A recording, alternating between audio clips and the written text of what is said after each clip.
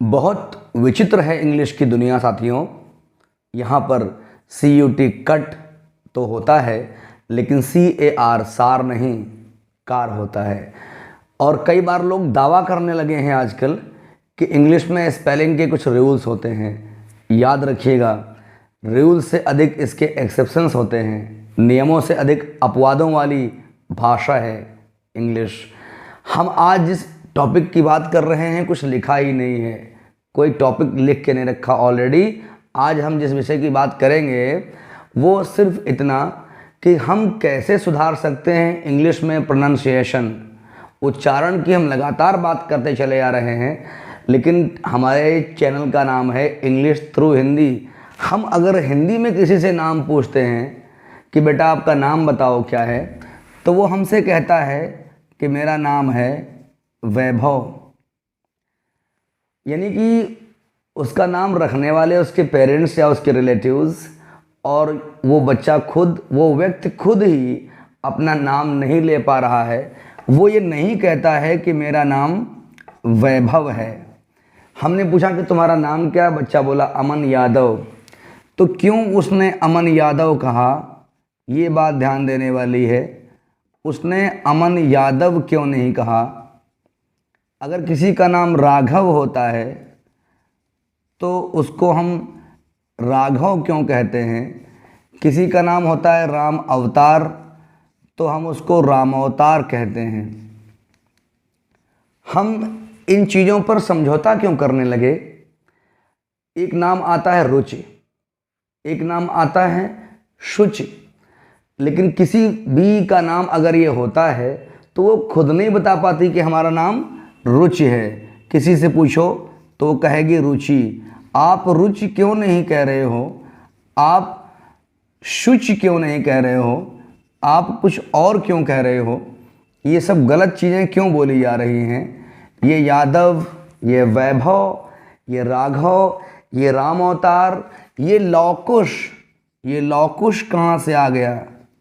लौकुश। हम हिंदी में जो हमारी वर्तनी है, स्पेलिंग है, गलत बोल रहे हैं, गलत लिख रहे हैं, कोई टोकने वाला नहीं है। ट्रक्स पे लिखा होता है माँ का आशीर्वाद।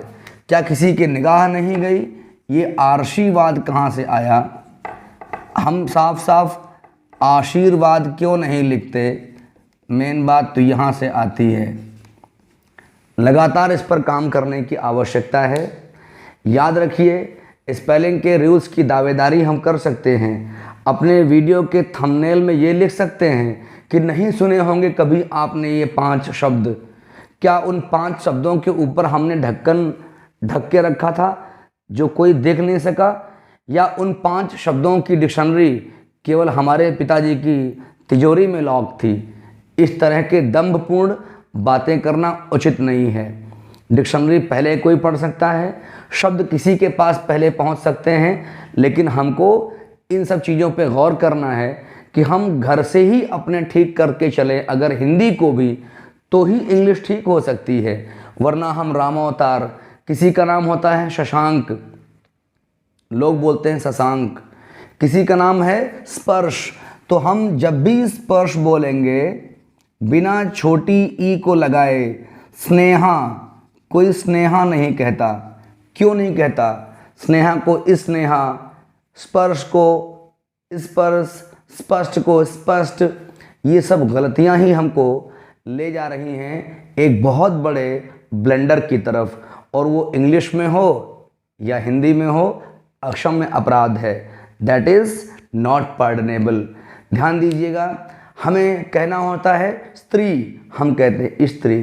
तो जब आप स्त्री कह रहे हो, जब ई लगा रहे हो, तो उसका मतलब हुआ आयरन, जिससे हम कपड़े को आयरन करते हैं। और जब लिखते हैं स्त्री तो मतलब हम बात कर रहे हैं महिला की।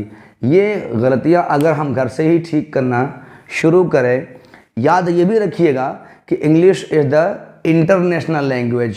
ये अंतर्राष्ट्रीय भाषा है साथियों। ये संस्कृत की तरह बहुत वैज्ञानिक तो नहीं है, लेकिन बहुत आवश्यक ज़रूर है। इसलिए अपने घर से ही इन चीज़ों को ठीक करना शुरू करिए। कोई नाम आपका गलत पुकार रहा है, उसको टोकिए।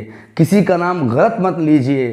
कहीं पर भाषा से कोई समझौता मत करिए। मैंने एक मित्र से पूछा कि आपके घर के बाहर लिखा हुआ माँ का आशीर्वाद पत्थर पर लिखा हुआ है। उसने कहा कि पत्थर वाले ने लिख के दे दिया, अब हम क्या करते। तो हमने कहा कि 500 रुपया ले लीजिए इस पत्थर का जो खर्चा हुआ है और इसको फेंक दीजिए, वो मैं देने को तैयार हूँ। आप उसको हटाइए, नई स्पेलिंग लिखवाइए, सही लिखवाइए, भाषा के लिए लड़िए, गलत हो रहा हो कहीं पर भी टोकिए, वरना ये भाषा हमारी कहाँ से कहाँ पहुँच जाएगी, ये हम और आप इसके लिए बाद में उत्तरदायी होंगे। आइए एक कदम भाषा के सुधार के लिए अब हम समर्पित कर दें। बहुत बहुत आप सभी का धन्यवाद।